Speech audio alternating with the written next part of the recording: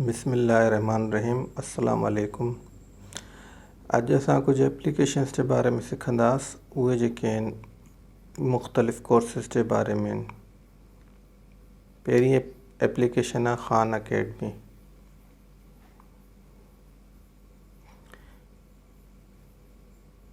हिन एप्लीकेशन जे अंदरि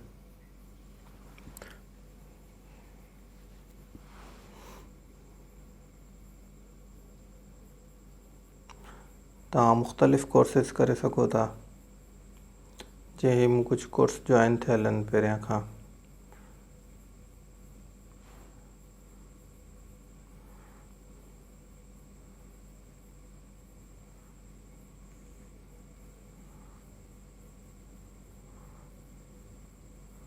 मैथ आहे,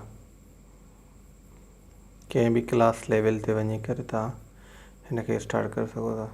फॉर एग्ज़ाम्पल अर्ली मैथ ते मां अचां थो।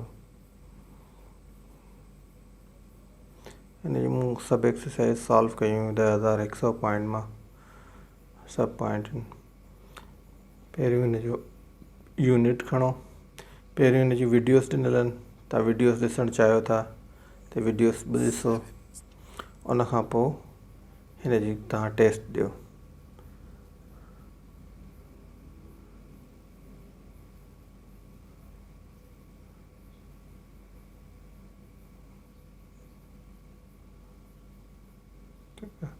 ईअं तव्हां जेको मुख़्तलिफ़ जेको आहे हिन में यूनिट्स जेके आहिनि कवर करे हर हिकु जेको लेवल ते अॻिते हलंदा वेंदो।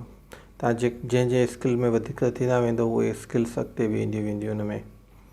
मिसाल तौरु मां प्लस माइनस जा सॉल्व करे चुको आहे प्रॉब्लम, त उहे जेके अॻिते जेकॾहिं फर्स्ट ग्रेड सेकेंड ग्रेड में हूंदा उन लेवल जा, त उहे मूंखे ॿीहर न करणा पवंदा। उन में जेके आहिनि तव्हांजा पहिरियां खां ई थिया। मिसाल तौरु प्री अलजब्रा आहे,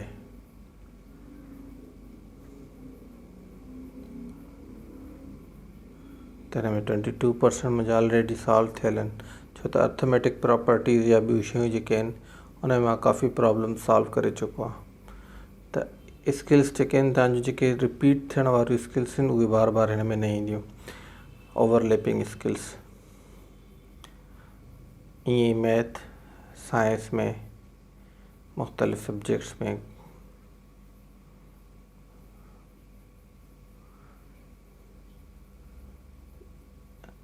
तव्हां ही जेके मुख़्तलिफ़ जेको आहे खणी सघो था। अच्छा, हिन जी हिकिड़ी ॿी ज़बरदस्त एप्लीकेशन आहे जेका नंढनि ॿारनि जे लाइ आहे। 1 लख पॉइंट्स थियल आहिनि मुंहिंजा। 2 साल पहिरियां हलाई हुई। में काफ़ी जेको आहे कंप्यूटर साइंस जेको आहे कहिड़ा कहिड़ा टॉपिक्स ही सभु हिन में ॾिनल आहिनि।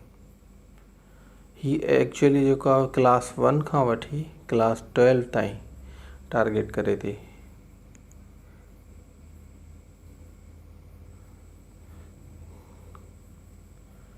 यूनिवर्सिटी लेवल जे लाइ जेको आहे तव्हांखे अलॻि सां कोर्सिस ॾिसणा पवंदा यूट्यूब एजुकेशन में। हिन में जेको आहे तव्हां हर हिकु टॉपिक ते पहिरियों वीडियो ॾिनल आहिनि, उन जी सम्झाणी ॾिनल आहे। उन खां पोइ उन टॉपिक ते जेको आहे उन जो टेस्ट जेको आहे तव्हां कंडक्ट कंदा वञो। तव्हांजो इन में स्कोर सेव बि थींदो वेंदो ऐं ख़बर पवंदी तव्हां कहिड़ो बाक़ी शयूं रहियल आहिनि कहिड़ियूं न। मिसाल तौरु हीअ जेको चैप्टर आहे हाणे हिन में कहिड़ा कहिड़ा असां सॉल्व करे चुका आहियूं, कहिड़ा रहनि था, ही सभु ॿुधाईंदो। फॉर हिन में 0 पॉइंट्स आहिनि मुंहिंजा। मिसाल तौरु हिननि में 80 पॉइंट्स आहिनि ऐं हिन में 100 पॉइंट्स आहिनि। कहिड़ियूं कहिड़ियूं टेस्टूं रहियल आहिनि ऐं कहिड़ियूं जेके आहिनि असांखे अञा करणियूं आहिनि।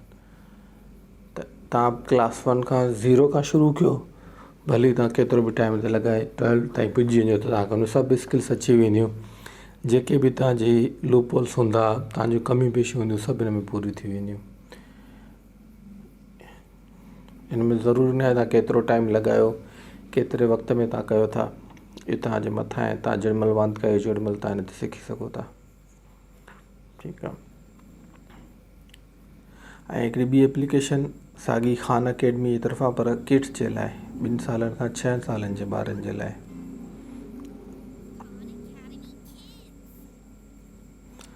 हिन एप्लीकेशन में मां पंहिंजे नंढे नालो ॾिनो आहे जेको आहे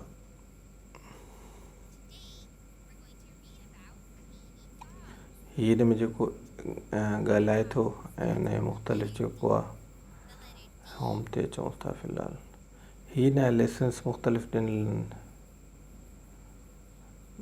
ठीकु आहे, नेक्स्ट लेसन जे लाइ असां लाइब्रेरी में अचूं था।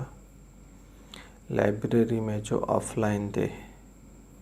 हाणे में तव्हांखे स्टोरीज़ ॿुधणियूं आहिनि, बुक्स अबाउट फीलिंग या मुख़्तलिफ़ ABC। ही तव्हांखे नंबर्स, कैरेक्टर्स, जेके बि टॉपिक्स आहिनि ABC जे बारे में। ही specially reading skills, emotional skills ऐं राइटिंग स्किल्स ते जेको आहे फोकस करे थी एप्लीकेशन। 2 सालनि जे खां वठी 6 सालनि जे ॿारनि ताईं।